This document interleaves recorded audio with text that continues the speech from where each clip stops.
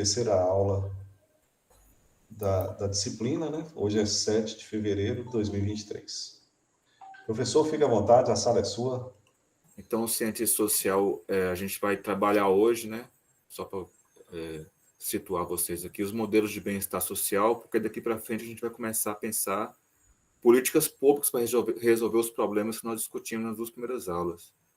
Nós apontamos os problemas e agora nós vamos resolver, na realidade não resolver, mas pelo menos minimizar esses impactos, né?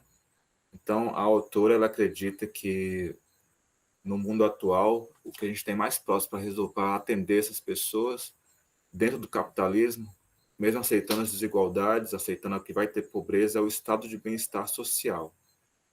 Então, ela estudou como que são esses países, né, para a gente tentar copiar para a nossa realidade. Ela apresenta também uma situação que pode diminuir que esses estados, quanto mais bem-estar social eles têm uma técnica que é chamada de índice de descomodificação do salário. Eu não sei se vocês sabem o que é commodities, o Brasil mesmo exporta commodities, né? A gente exporta matéria-prima. Imagina só, o óleo de soja, a gente exporta a soja e compra o óleo. A gente não tem muita uma indústria. Principalmente a carne, a gente exporta a soja para alimentar os porcos da Europa, e lá eles trabalham, eles abatem os porcos, fazem um fumadinho, com aquelas... A gente até compra no supermercado aqui por um valor bem alto, que acho que é uns R$ 40. E não só isso, mas o petróleo, cada celular desse, provavelmente, o plástico veio do Brasil, e o metal também. A gente manda para fora. Então, os alimentos também, esses alimentos básicos que são processados fora, são chamados de commodity. Então, a comodificação é quando você pega o salário para gastar tudo para comprar com comida e para se sustentar. O que esses países de bem-estar social eles indicam é fazer uma descomodificação do salário. De alguma forma, o Estado atender as pessoas, dar aquilo básico para ele gastar o que sobrar com outras coisas, com a educação, com teatro até, com viagens, algo que dê uma melhor qualidade de vida para ele. Podemos entender a descomodificação como um neologismo derivado da palavra commodity, que significa, no âmbito do comércio, uma mercadoria barata. Segundo esse autor, o capitalismo industrial teria transformado o trabalho assalariado em commodity, ou seja, a gente recebe o salário para comprar só as coisas básicas, gasta na primeira semana. Na medida em que a sobrevivência do trabalhador dependeria inteiramente dos seus ganhos obtidos por ele com sua força de trabalho.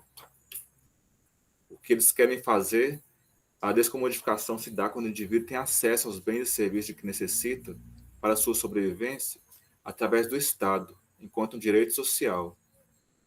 Olha, aqui no Brasil nós temos a Conab, né, que deveria fazer isso. Ela compra grãos, a gente é do governo federal, é nosso. Mas é para regular o Estado. Geralmente a gente faz estoque e distribui para vários lugares do Brasil, né? A gente tinha toneladas até 2015, a Conab estava superavitária de alimentação.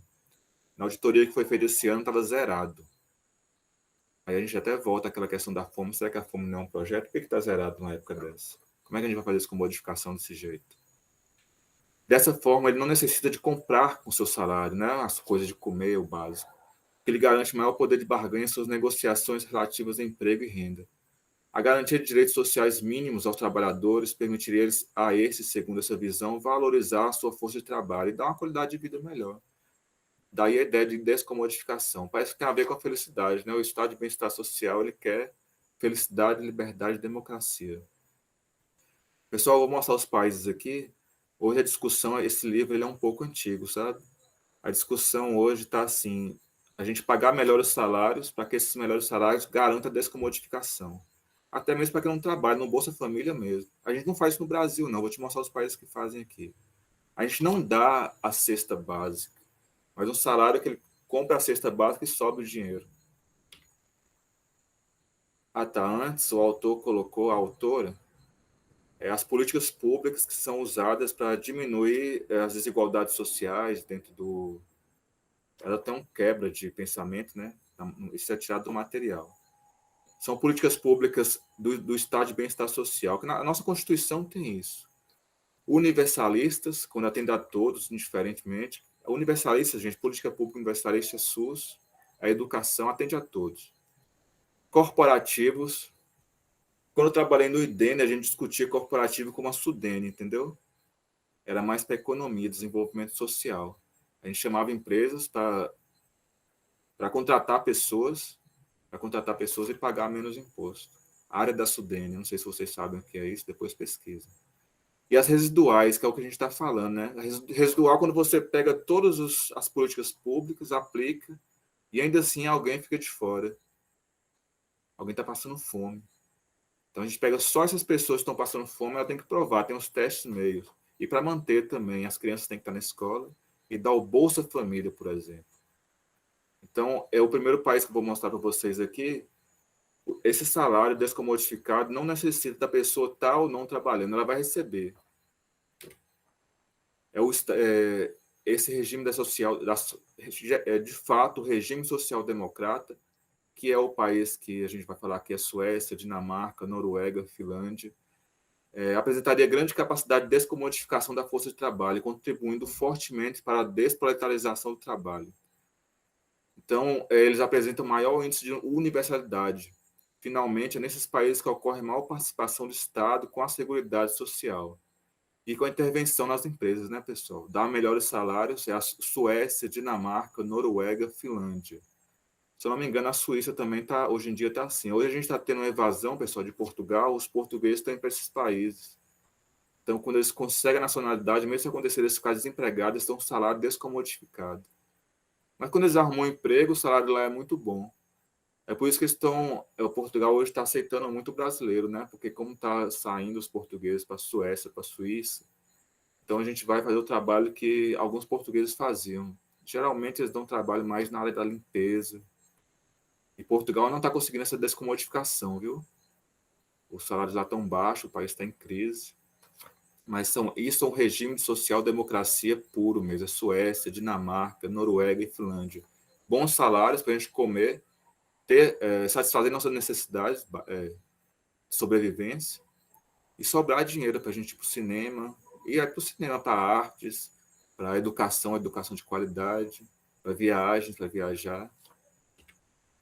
Os mais conservadores são aqueles que apresentam taxa média de descomodificação da taxa média. Não é tão amplo quanto os outros. Por que não é amplo? Quanto à universalidade da sua provisão de serviços, embora a maioria dos cidadãos seja coberta, essa cobertura se dá pela via corporativa, ou seja, a partir da inserção no mercado de trabalho, segundo a sua categoria ocupacional. Isso significa que, para ter a proteção, o indivíduo precisa estar empregado. Ou seja, o Estado vai intervir para obrigar bons salários. Mas quem não está empregado, quem recebe Bolsa Família, aí não vai ser garantido, não. Até mesmo redistribuição de renda, o INSS deles chama-se... Falhou a cabeça aqui. O serviço de aposentadoria deles não é para todos, né? Se a pessoa machuca, se ela não tem um seguro previdenciário, o nome certo é Previdência. A Previdência não atende a todos. Só os que estão trabalhando, né? A gente tem aí a Itália, eu não coloquei os países, eu vou colocar aqui na frente. Tem aqui. O regime liberal, são 3 regimes, se caracteriza por baixos índices de descomodificação da força do trabalho. Esse é o pior.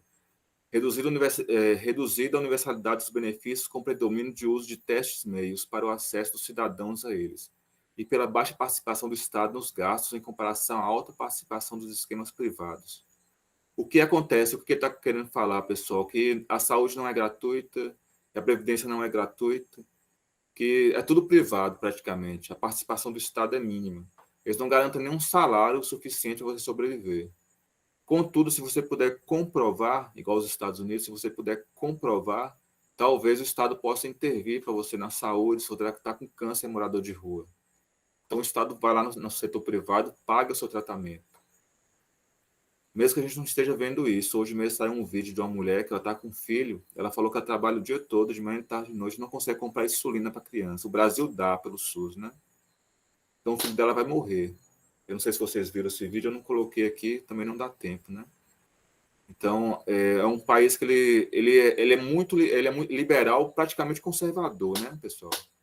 É um neoliberal, não colocaria nem liberal, colocaria neoliberal, mas a autora se chama de regime liberal, por conta das pesquisas dela. Baixos índices de descomodificação da força de trabalho, não sobra dinheiro para nada. E aqui é o resumo do que eu queria falar para vocês. São os países de grau de desmodificação alto, igual social-democracia. A universalização atende todo mundo, praticamente, social-democracia. Grau de participação do Estado alto, aí que é a crítica do neoliberalismo, né?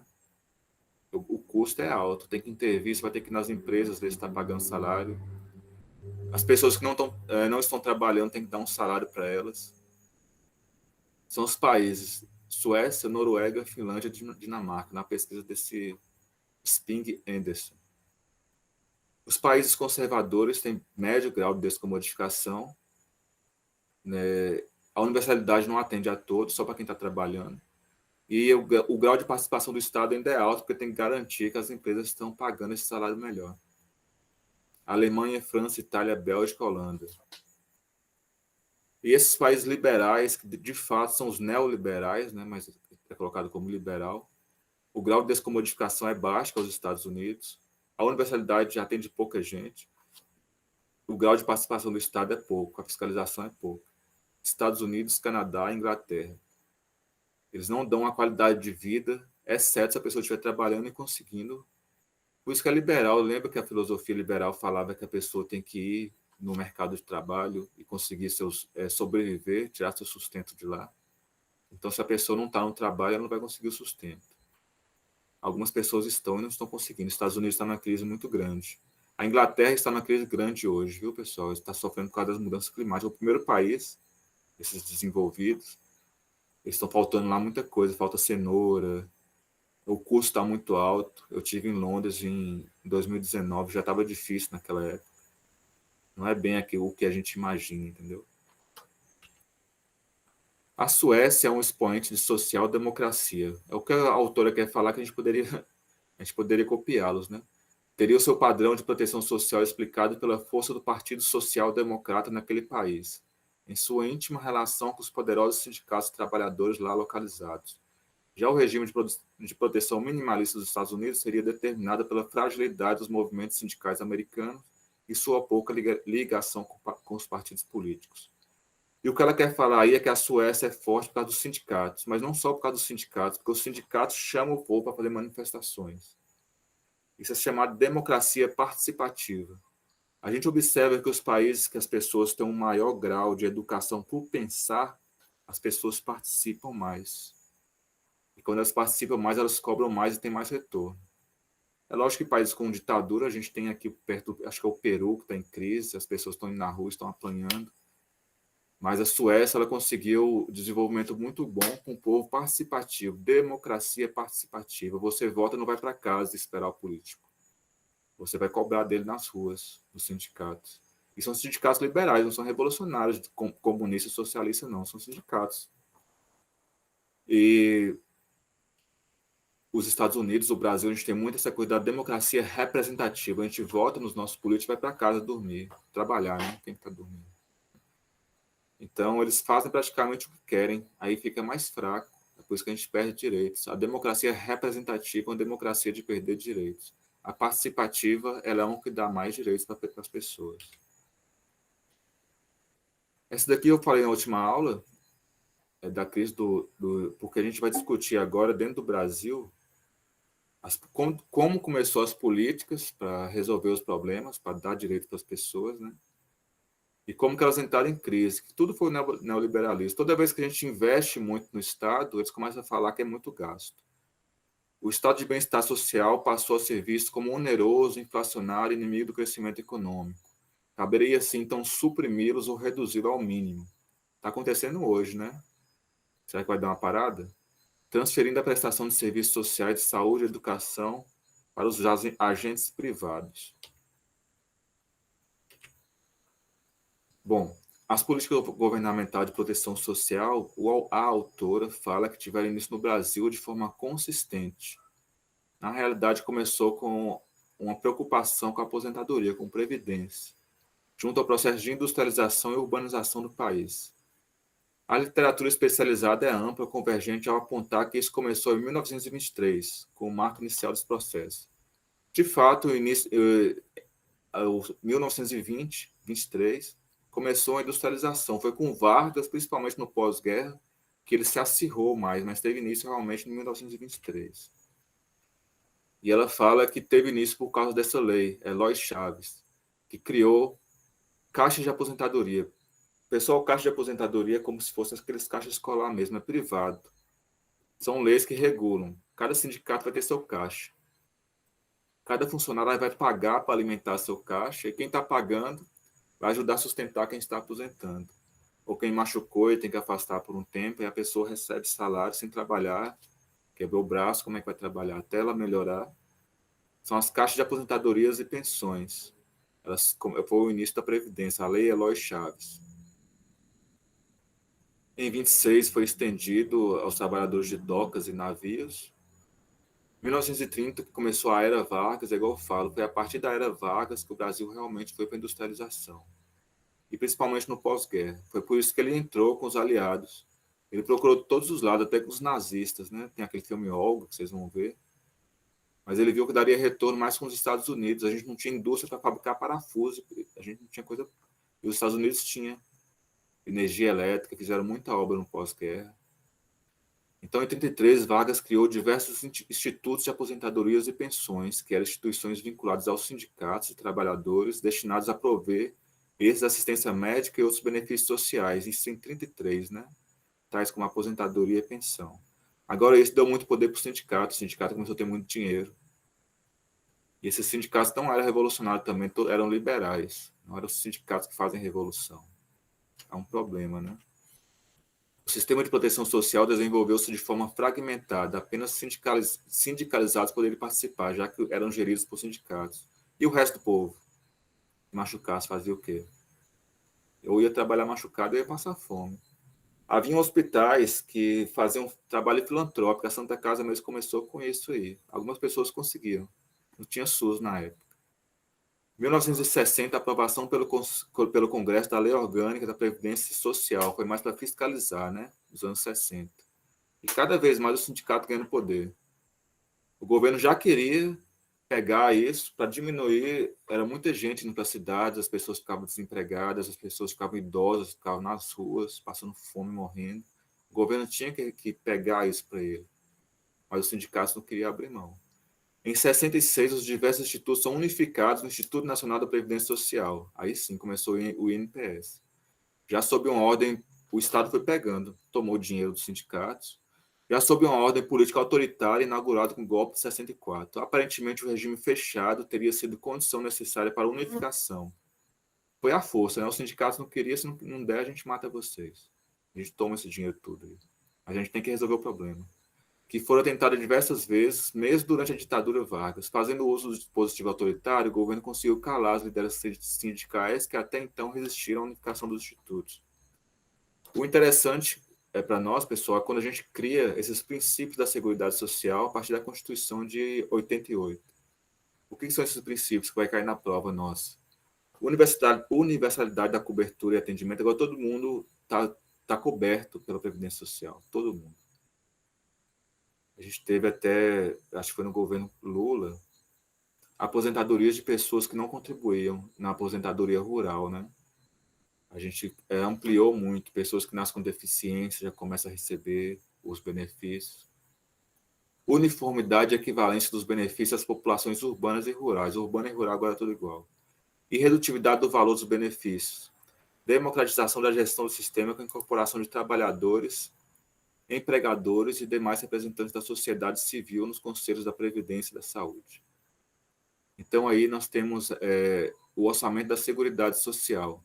É interessante a gente guardar esse nome orçamento, que mais na frente a gente vai ver uma crítica sobre esse orçamento. Né?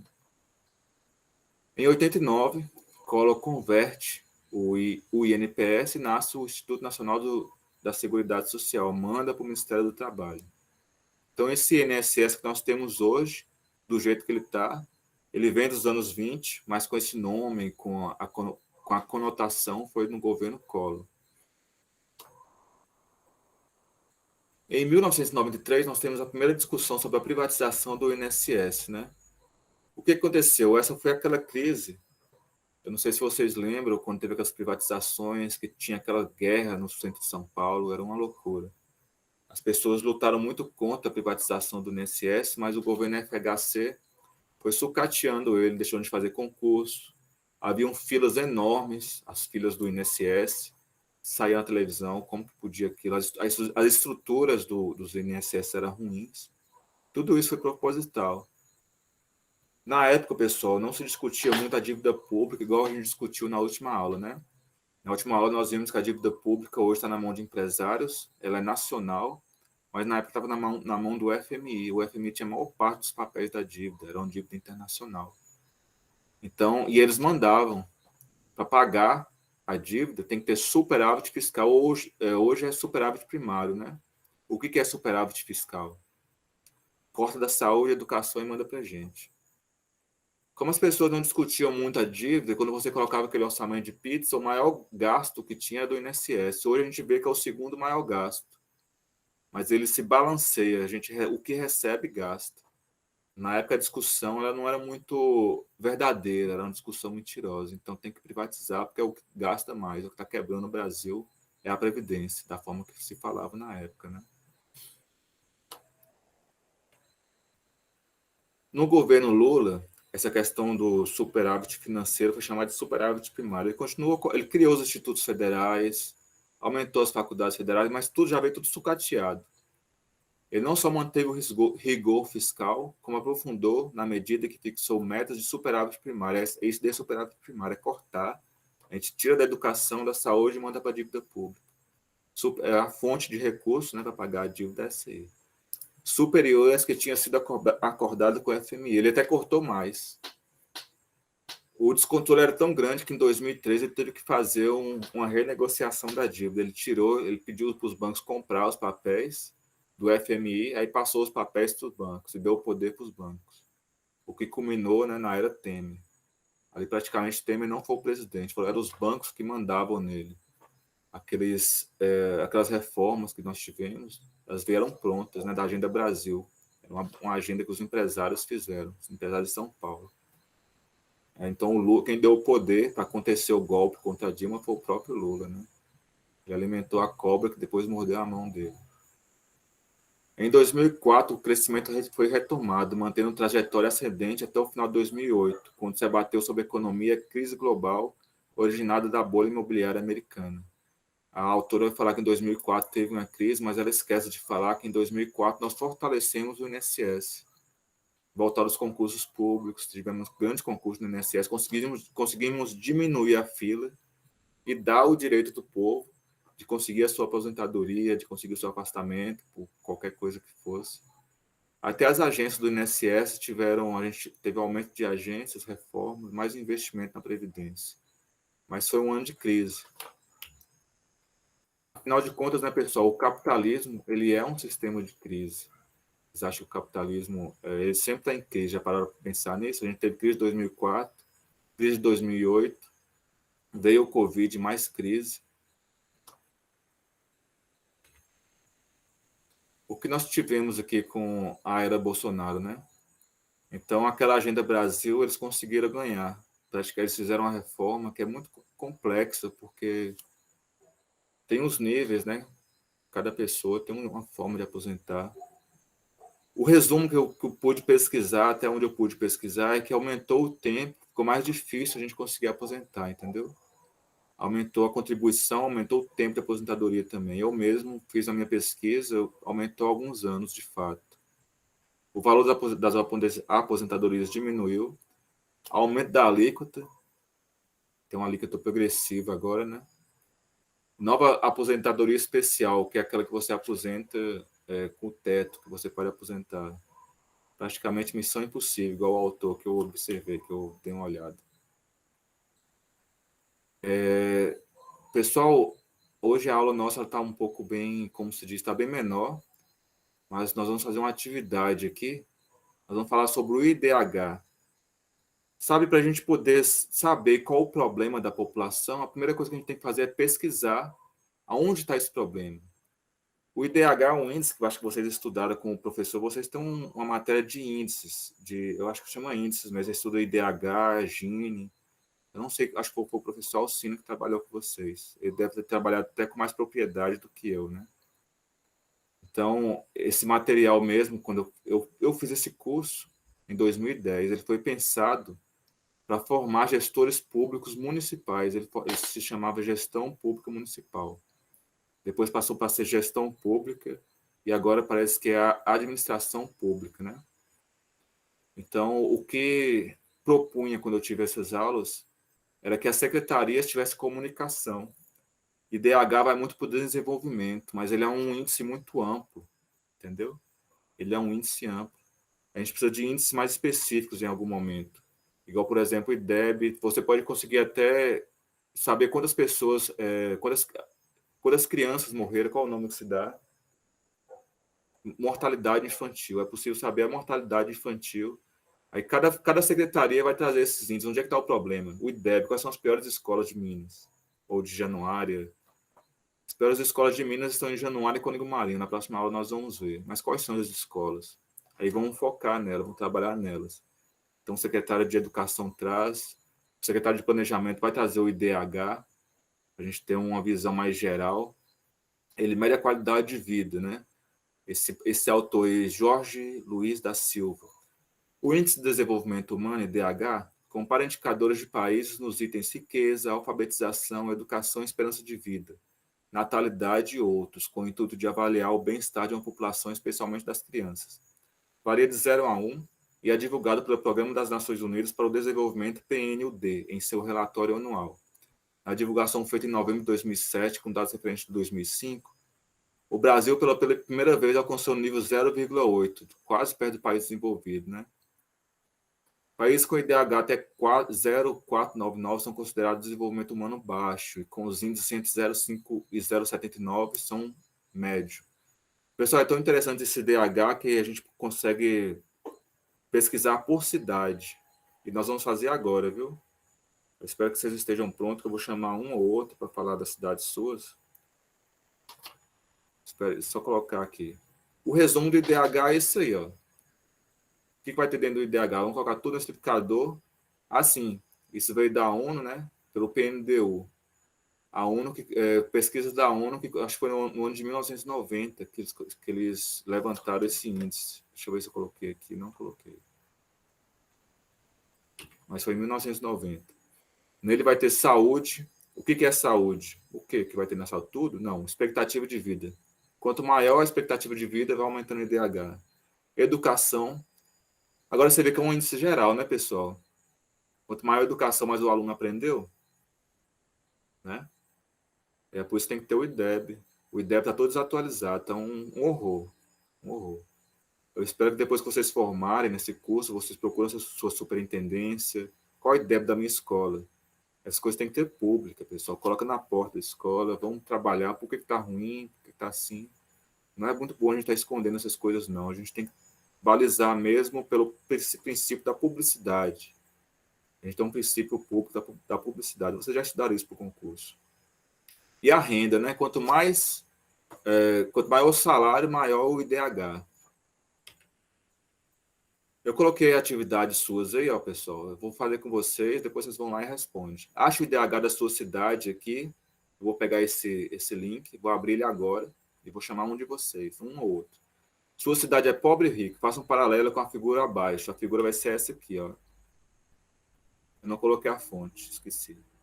Mas é uma pesquisa, né? Então, se tiver 0,55, de 0 a 0,55 é baixo desenvolvimento. A Nigéria, Afeganistão, a Haiti e a Etiópia. 0,556 a 0,699, Índia, Nepal, Paraguai e Egito. Será que no Brasil a gente tem esses países assim, pessoal, hoje? O Brasil, a média está 0,7 a 0,799. Os desenvolvidos é 0,8 a 1. O que vocês vão fazer lá na semana, né? Ó, pessoal, essa questão de potencialidade da sua cidade, tenta pesquisar, viu? Não pensa assim, procura uma fonte, quais são se o seu IDH for baixo, pensa o que pode fazer para desenvolver a sua cidade. Até mesmo histórico. Eu lembro que em Januário a gente tinha uma autora que escrevia livros sobre Januário. Eu sou de Januário, o nome dela era Vera Matos. Se tiver alguém que é de Januário, procura na biblioteca. A Vera Matos ela mostrava o histórico. Januário tem potencial para pecuária, tinha para turismo, hoje é baixo, né? Tem um rio lá, mas o rio é poluído. Mas ainda tem um certo potencial. Ela fabricava rapadura, que hoje pode ser açúcar, cachaça, que hoje, infelizmente, Salinas tomou, mas Januário ainda pode ter esse potencial, ou para industrialização, será? Quais essas fragilidades, né? O que dificulta trazer isso? Januário está na área da Sudene, mas Pirapora já não está. Ou Pirapora, tem algumas cidades de Minas que já não estão, já não tem esse pagar menos imposto. Dificulta muito. Compare o IDH da sua cidade com o de Belo Horizonte, com uma cidade desenvolvida. Ou quem é de Belo Horizonte, tenta comparar, assim, não só comparar, mas focar mais nessas fragilidades. Por que Belo Horizonte é uma cidade desenvolvida em Minas, mas tem tanta criminalidade? Pensa isso. Eu vou em Belo Horizonte, ao redor da rodoviária tem muito morador de rua. Por quê? Onde que Belo Horizonte falhou? Sua cidade tem IDH melhor ou não? O que você proporia para mudar ou melhorar a sua cidade? Qual aspecto, qual setor? Aí vocês vão pesquisar. E vai nos colegas, complementa, se você puder dar uma ideia, poxa, você poderia fazer isso, trabalhar com aquilo. Infelizmente, a gente tem a questão de orçamento, como foi na última aula, né, pessoal, que dificulta muito. Não só orçamento, tem a questão das mudanças climáticas, eu não sei como vai ficar, vai vir uma crise a partir desse ano. Esse ano vai ser ano de calor, né? Vai ser o longo verão, vai trazer seca. O que pode acontecer? Eu, sinceramente, nem eu tenho a resposta para isso. Mas o que a gente puder discutir, a gente já discutiu tão bem, né? Eu vou parar a apresentação e vou apresentar outra coisa aqui, que vai ser, nós vamos fazer o trabalho do IDH agora. Eu não sei como que apresenta. Achei aqui. Eu vou começar com Januário. Não, vou fazer melhor. Vou pegar o link, vou abrir tudo de novo. Interromper compartilhamento. Só um momento. Então, quando você for secretário de desenvolvimento, quando seu município chamar você, você coloca esse link aqui. Deixa eu colocar aqui uma guia.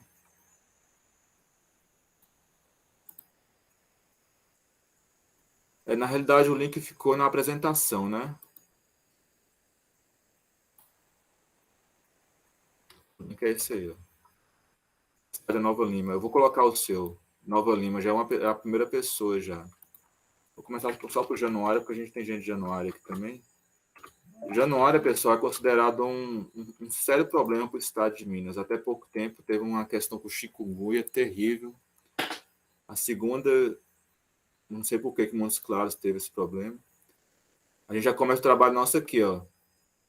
Você vê que eu cliquei em Januário, né? E vem aqui em IDH. Qual que é o IDH? 0,58. Se vocês forem naquele desenho que eu passei para vocês, eu acho que não está. Deixa eu compartilhar esse guia aqui. Agora vocês estão vendo. 0,58.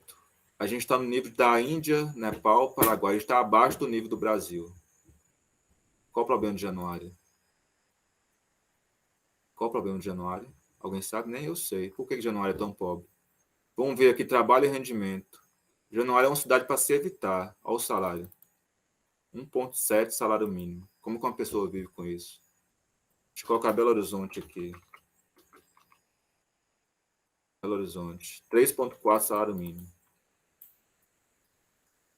Né? Então, é quase 5 mil reais. Esse é o salário que a gente deveria estar ganhando hoje. Januário está muito longe de ser uma cidade que a gente pode colocar como parâmetro, como base. Em meio ambiente, hoje está muito importante essa questão do esgoto. 96% do esgoto é tratado. A água é algo que a gente tem que tomar muito cuidado. Quem for no Januário, evita muito o Rio São Francisco. Ele está um rio de contaminação. Leva pessoas à morte. Depois, quando a gente vem aqui em saúde, eles colocam pessoas que... internação por diarreia, contaminação por água. Contaminação que pode levar à morte, viu? A água você tem que tomar muito cuidado. Rio, cachoeira. O próprio mar já está contaminado, né? Vamos ver Januário aqui. Tratamento de esgoto. Tudo isso diminui o desenvolvimento da cidade, aumenta gasto com... Aí começa o problema do Estado, né? Olha esse tratamento de esgoto, gente. 32,7%, 37,2%. Como é que esse povo não morre? E não tem internação. Será que esses dados estão certos? 2016. Tem alguma coisa aí, viu? Tudo isso diminui. Então, Januário é uma cidade muito problemática. É um lugar que depende muito de intervenção do governo federal. A gente tem que trabalhar essas políticas mais corporativas para emprego, trabalho e renda, industrialização. A proporção das pessoas ocupadas em relação à população total é de 9,1%. Pessoas ocupadas é 9,1%. Deixa eu ver Belo Horizonte, como que é Belo Horizonte. É assim que vocês vão fazer esse trabalho, viu? Deixa eu ver a ocupação de Belo Horizonte. Ah, não mostra não. A proporção de pessoas ocupadas em relação à população total é 56%. Olha a diferença. Quem vai morar em Januário, gente? Quem é doido? Lá mostra que não tem emprego, né? Quem que falou que? Deixa eu ver uma pessoa aqui. Divinópolis. Isso é sério, viu? Montes Claros, vamos ver aqui, Montes Claros. Vamos ver aqui, Montes Claros.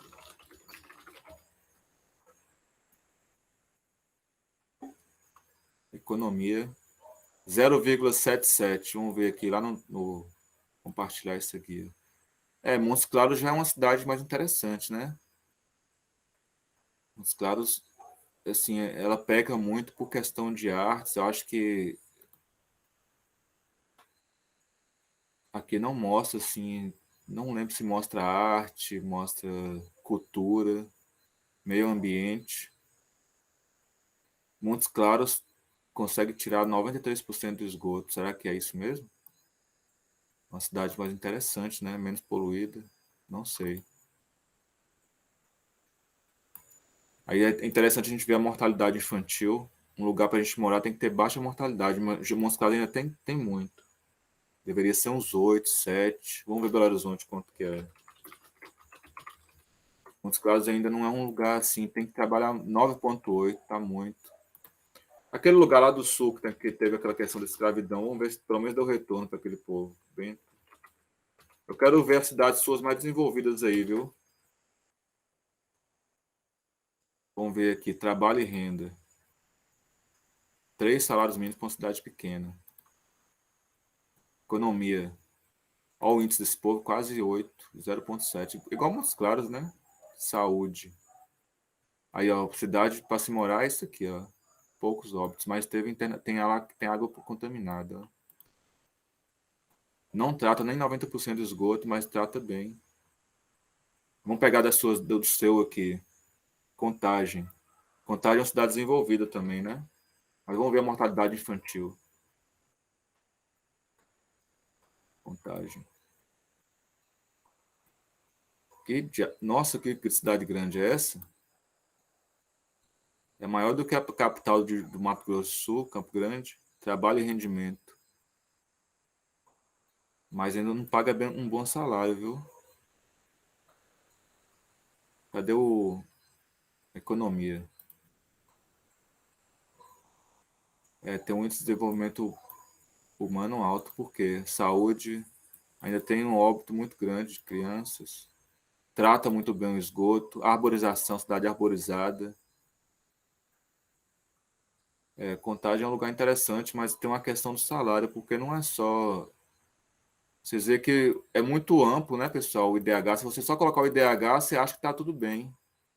Não está bem, Contagem não está bem. 0,6, Juliana colocou alguma coisa aqui. Nossa, Durandé? Onde que é Durandé? Parece que a maior parte das cidades são pobres, né, pessoal? O que tem em Durandé? Em Minas Gerais tem indústria? Qual que é o potencial do Durandé? Ainda paga até bem. É uma cidade pequena, né? Não sei qual a população de Durandé. 7 mil pessoas.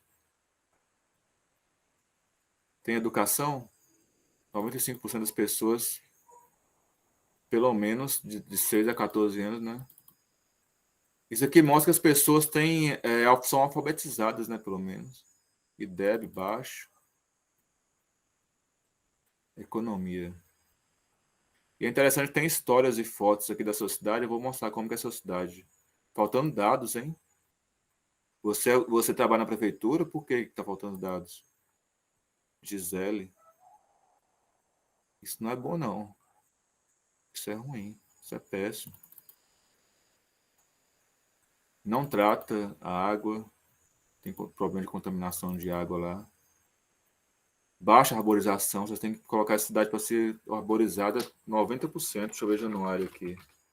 Tudo isso diminui o IDH. Para quem vai trabalhar, vai ser a arborização de januário, 83,9%. É uma floresta. Então, pessoal, esse trabalho eu deixei para vocês, porque vocês vão ser o secretário de Finanças. Pelo menos quando a gente pensou isso em 2000, a gente não, o governo, né? Tem aqui história e fotos de januário. Aqui é januário? É. Andando de Manoel. O Borba Gato teve lá. Genro de Fernão Dias. Borba Gato, ele é uma figura popular, né, do Brasil. E é isso aí. Eu acho que hoje a gente pode fazer uma aula mais tranquila, sem muita. Deixar esse trabalho para vocês. A gente vai discutindo mais, né? O que mais vocês querem colocar aí? Feliz apareceu Durandé, Matozinhos, cidade desenvolvida, Matozinhos, hein? Leopoldina. Café move a economia, mas sem indústria, é tudo commodity, né? Vocês pegam geralmente é para sair do país ou é para o país mesmo? Café é commodity. Tem como trabalhar o café mais. Itinga, vamos ver como é que tá Itinga aqui.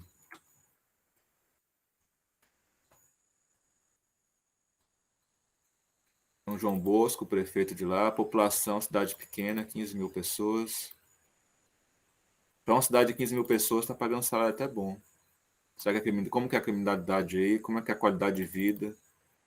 Um IDH inicial está até razoável, né? Está menos de 5. Economia. IDH é baixo. Compartilhar essa guia. Seu IDH está nível Índia, Nepal, Paraguai e Egito. Talvez uma cidade que seja só agrícola, né? Então não desenvolve muita coisa para o país. Espero que as pessoas lá pelo menos tenham. Com o que elas estão desenvolvendo aqui, provavelmente da agricultura. Você vê que o Brasil é um país desindustrializado, vocês estão observando essas características do Brasil. O que é o Brasil? É um país desindustrializado, é tudo agricultura, é tudo commodity. Sua mortalidade infantil está alta. O que está acontecendo? Uma cidade pequena está tendo muita internação para problemas de diarreia, pode levar à morte. Não trata o esgoto, não, e 44% do esgoto é tratado. Tem que arborizar mais, viu? Aí isso daí que a gente resolve, que a gente aumenta o IDH, que a gente resolve os problemas do Estado são esses. É assim que a gente resolve os problemas do Estado. Aí quando você for na reunião com o prefeito, quando você for chamado para ser secretário, chama todas as secretarias, cada um traz seu índice. A educação é muito importante, o IDEB, tem o IDEB aqui também, mas quem vai trazer é o secretário de educação seu. Cadê o. Vamos ver o IDEB seu aqui. Vocês não têm uma qualidade de escola muito boa. Será que Belo Horizonte tem educação boa? Belo Horizonte. Ipatinga parece que tem uma educação muito boa. Tem alguém de Ipatinga aqui? É mais que 5, pelo menos, ó. Ipatinga. Olha a educação de Ipatinga. É a média de todas as pessoas lá. 6,4 anos iniciais. Tá bom. O que essa cidade tem de tão bom assim, gente? 0,771. É industrializado, é, Ipatinga? Quem é de Ipatinga aí? Não paga tão bem, mas está melhor do que os outros, né? Eu trabalhei muito tempo em Ipatinga, trabalhei lá há 20 anos. O que tem lá? A indústria? É a Uzi Minas.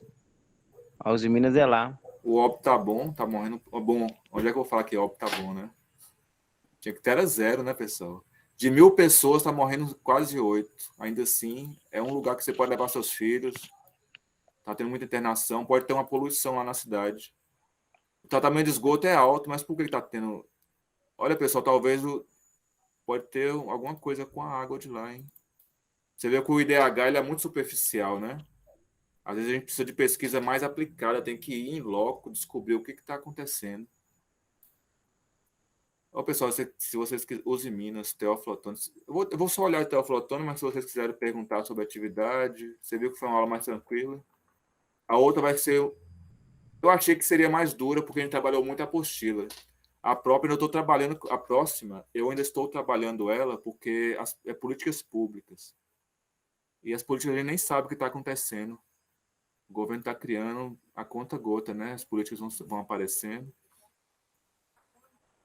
0,7, uma cidade boa, com muito óbito. Vocês têm algum problema aí? Trata mais ou menos a água. Que cidade é essa? Teófilo Otoni.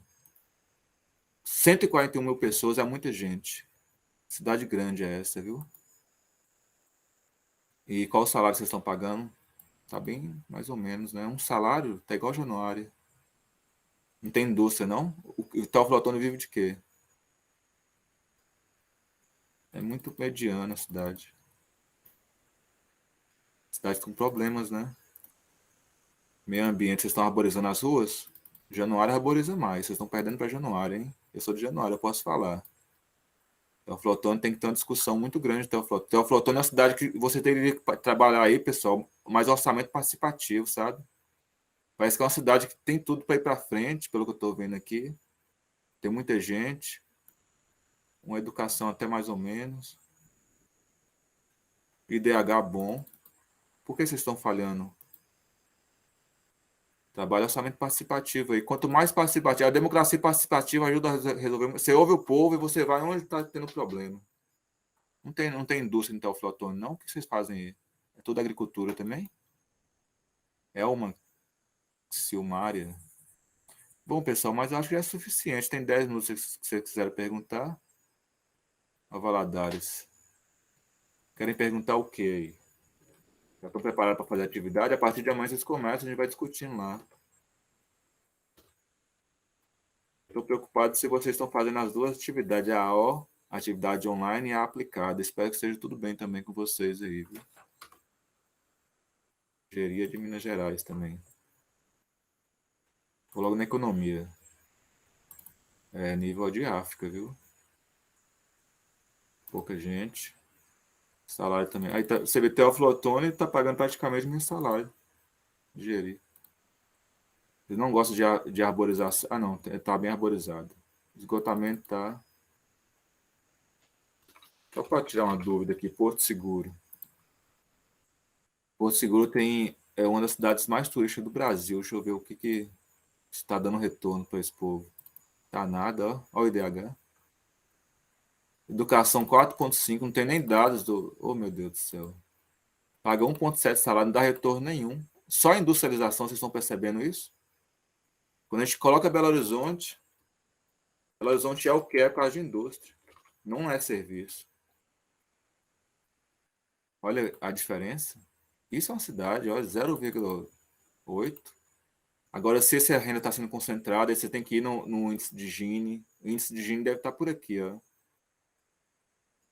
Pesquisa produto interno dos municípios. E é assim que vocês vão fazer esse trabalho. Gente, eu não estou conseguindo achar. Ele tem índice de Gini em algum lugar aqui. Mapa de pobreza e desigualdade. Olha o Gini aqui, ó. Quanto mais para zero, quando vai chegando perto de 1, é porque está concentrando a riqueza na mão de uma pessoa só, de um grupo de pessoas. A partir de Januário vai ser a mesma coisa. Montes Claros. Então, essas cidades não tem muita concentração de renda. Não. É aqui, ó. Tudo igual. 0,4. É mais ou menos distribuído. E aí, pessoal, e agora? Não vi a semana 3 da sua disciplina. Eu acho que vai abrir agora, né? Lista de presença não passou. Se a semana 3 não tiver aberta, eu quero que o Adgon ou o tutor entre em contato comigo, que a gente vai dar uma olhada para abrir hoje e amanhã vocês começarem a fazer atividade. Já querem encerrar? É suficiente? O tutor está online? Estou aqui, professor Marcos. Já deu 1 hora, né? Vocês começam a próxima aula 8h05, 8h10. A gente começa 8h10 a próxima aula. Eu vou postar aí para o pessoal a lista de presença aí no chat e a gente coloca sempre lá na sala virtual também, tá? Bom, vou só aproveitar aqui, professor, só fazer um comentário. Lá no início da aula você comentou em relação à questão das commodities, né? E eu acabei me lembrando aqui de um texto que eu estudei no mestrado, que talvez você já tenha lido, que é do Alberto Acosta, que é um uruguaio, né? E ele fala muito sobre a questão de extrativismo, né? Então, no livro dele, ele coloca justamente essa questão que os países emergentes, em desenvolvimento, vamos dizer assim, o conceito de desenvolvimento ele é muito vasto, vamos dizer assim, né? Depende do ponto de vista, mas ele coloca justamente que os países em desenvolvimento, eles buscam, através do extrativismo, responder às demandas por recursos financeiros, entendeu? Então, assim, é uma tendência da gente ter cada vez mais no caso do Brasil e outros países ali da América Latina, a gente tem uma exploração muito grande do meio ambiente para conseguir suprir essas demandas econômicas no setor social. Então, assim, vai buscando realmente expandir cada vez mais o extrativismo, cada vez mais a produção de commodity para gerar recursos capazes de diminuir essa desigualdade social, vamos dizer assim, ou de manter programas sociais. Eu até tive a oportunidade, na época, de fazer um artigo sobre a extração de lítio aqui no Vale de Jequitinhonha, dentro dessa perspectiva, entendeu? Quer dizer, é um aceno que deve trazer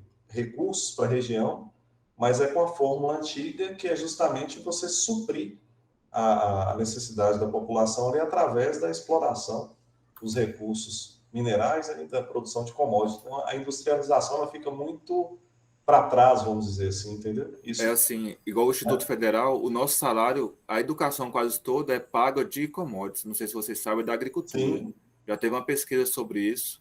Só que não, a gente não pode incentivar só isso, entendeu? Hoje nós temos, a gente pode fazer industrialização mais limpa, a gente pode colocar. Lá em Pirapora tem um problema muito grande de poluição por causa de uma única indústria. São duas cidades irmãs, é Januário e Pirapora. A mesma cultura, a mesma coisa, o mesmo povo. Mas Pirapora é desenvolvido por causa de uma indústria. Mas quando eles começam a queimar, o céu se fecha de tanta fumaça. é, é Assim, o- a gente é bom, mas será que não existe tecnologias para, né, diminuir esse impacto? Porque eu acho que o impacto de a gente colocar eucalipto ao redor de terras indígenas, secar a terra deles, deixar o povo com fome, de lá de Cônego Marinho, de onde eu sou, a gente vai entrar numa crise climática agora. É mais problema para o Estado. Como é que a gente resolve isso? Tem que industrializar o Brasil, mas com responsabilidade. Só o commodity não dá o retorno suficiente que a gente precisa. Pode falar, Alessandro. isso não, mas era só esse comentário. Mas realmente, assim, é só a gente pegando um gancho aí no que você falou e vendo essa questão do O que eu quero IDH. falar para esses alunos que são novos aí, eu tenho um cara de novo, mas eu tenho mais de 40 anos. É que nós falhamos, a geração milenial falhou, né? E a gente está Aham. treinando vocês para fazerem melhor do que a gente, entendeu, pessoal? Eu sei que o material é muito voltado para gestores, principalmente de prefeitura, como se diz, secretário, né, de planejamento, de finanças, mas no estado vocês podem fazer muita coisa. Uma colega colocou nas discussões lá que para melhorar o Brasil, educação. Não pensa isso. Educação, já eu falei na primeira aula, educação ela é propedêutica para o trabalho. A gente tem que ter uma educação por pensar. Vocês que são do Estado, tenta levar para o governo políticas públicas de educação em tempo integral, mas que tenha artes, que tenha filosofia, que tenha política. Gente, essa discussão que a gente está tendo aqui nesse mestrado, isso era para ter na quinta, sexta série. Os meninos têm que saber isso de novo, para poder participar. A gente está tendo a discussão muito tardia. Se a gente tivesse essa discussão jovem, a gente não teria o homem na estrada. Você acha que se ele soubesse os direitos dele, ele ia para a criminalidade? Se ele soubesse que tem um mundo maior, ele ia descer do morro e ia procurar uma forma, ia entrar em associação, em sindicato, vão desenvolver alguma coisa aqui. Ou ir para a criminalidade. Só existe isso. Ele nem sabe. Será que sabe que existe um outro mundo? E é é uma responsabilidade nossa fazer isso, entendeu? Então, é isso. Mas a colega colocou lá, eu discuti com ela, a aluna, e eu achei muito interessante ela ter colocado isso, porque a gente tem que começar a pensar isso. A gente trabalha muito isso no mestrado profissional, em educação profissional tecnológica do campus Montes Claros. Eu indico muito vocês a olhar o próximo edital e tentarem. Vocês vão entender por que eu estou falando isso. Eu fui treinado para falar isso lá. E tem base, é ciência, não é opinião. A gente testa essas coisas, eu não trago opinião. O mestrado em desenvolvimento social é trabalhar muito esses índices de Gini em políticas públicas da Unimontes. Tem um mestrado em teoflotônica, tem uma pessoa que fala de teoflotônica, que chama administração pública, para quem gostou de orçamento. Eu não fui muito para orçamento, não. Eu trabalho com isso, mas eu prefiro trabalhar o que eu estou fazendo aqui. Aí eu falhei, mas a gente está tentando levar para vocês algo para vocês criarem algo novo, se não agora, mais para frente. Viu?